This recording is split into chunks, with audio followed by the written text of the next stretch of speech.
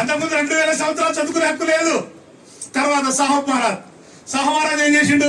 Reservation అమలు చేసిండు. 1902లో reservation అమలు చేస్తే ఈ రాజ్యాలు కదా, రాజులు కదా, సముద్ర రాజులు అందరిపై నిలవల్లో గుర్తుకున్నారు. ఏమయ్యా సాహబ్ మహారాజ్, నువ్వు రిజర్వేషన్ అమలు చేస్తే పక్క రాజ్యాల రాజులు కూడా రిజర్వేషన్ అమలు చేయాలని గొడవ చేస్తారు కదా. రాజుల దగ్గర చీఫ్ సెక్రటరీ ఎవరు? బ్రాహ్మణులే. మన కేసీఆర్ దగ్గర చీఫ్ సెక్రటరీ ఎవరుండే? బ్రాహ్మణులే. రేవంత్ రెడ్డి దగ్గర బ్రాహ్మణులే. అందరు ముఖ్యమంత్రులు చీఫ్ సెక్రటరీ బ్రాహ్మణులు ఉంటారు. సాహబ్ మహారాజ్ వెళ్ళి చేసి ఎవరి నువ్వు రిజర్వేషన్ అమలు చేయడానికి వీల్లేదు, ఇది దుర్మార్గం, ఇది పద్ధతి కాదు. అప్పుడు సాహబ్ మహారాజ్ అందరు రాజులలో చీఫ్ సెక్రటరీ ఇచ్చాడు. గుర్రాల సారా తీసుకుపోయాడు.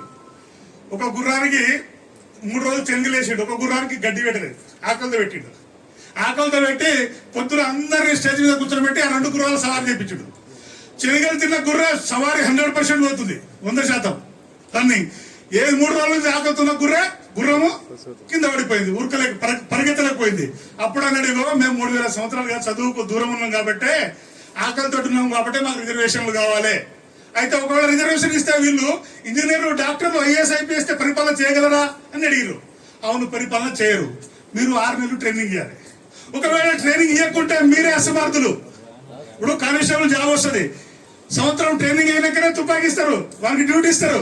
ఒకవేళ మా ఎస్సీ ఎస్టీ బీసీలు ప్రతిభ లేదు కదా, నేను రిజర్వేషన్ ద్వారా ఉద్యోగాలు ఇస్తా, బ్యూరోక్రసీలో ఐఏఎస్, ఐపీఎస్, గ్రూప్ 1, గ్రూప్ 2.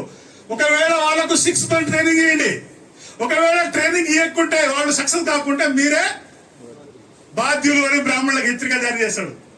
అట్లా రిజర్వేషన్ వ్యవస్థను తీసుకొచ్చింది దేశంలో మొట్టమొదట సాహబ్ మహారాజ్. రిజర్వేషన్ అన్నది రాజ్యాంగంలో రిప్రజెంటేషన్, తెలుగులో ప్రాతినిధ్యం. ఎవరి జనాభా ఎంతో వాళ్ళకంత వాటా. రిప్రజెంటేషన్, రిజర్వేషన్ అయితే ఒక ఏదైనా చెడు భాష.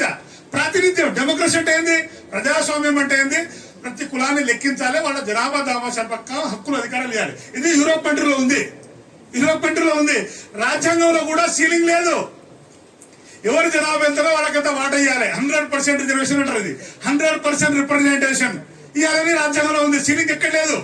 మొన్న మధ్యప్రదేశ్ లో మేము బాంసెప్ బాగా మీటింగ్ పెట్టాం, బహుజన్ ముక్తి పార్టీ బాంసెప్. అక్కడ మధ్యప్రదేశ్ ముఖ్యమంత్రి, బీజేపీ ముఖ్యమంత్రి మోహన్ యాదవ్ ఉన్నాడు.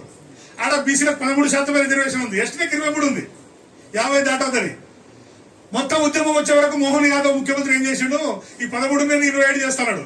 చేసిన తప్పుడే బీజేపీ మదర్ సంఘం, ఆర్ఎస్ఎస్ బ్రాహ్మణులతో లొల్లి లబాదిబో. ఏమని ఈ ముఖ్యమంత్రి మోహన్ యాదవ్ ఆ బాంసెప్ వామన్ మిశ్రం కంట్రోల్ వెళ్ళిపోయిండు, సాహబ్ మహారాజ్ పూలే ఐడియాలజీ మాట్లాడుతున్నాడు, వీళ్ళు ముఖ్యమంత్రి పీకేయండి అని మోడీ దగ్గర పోయి మొత్తుకున్నారు. ఆర్ఎస్ఎస్ వాళ్ళు మొత్తుకున్నారు.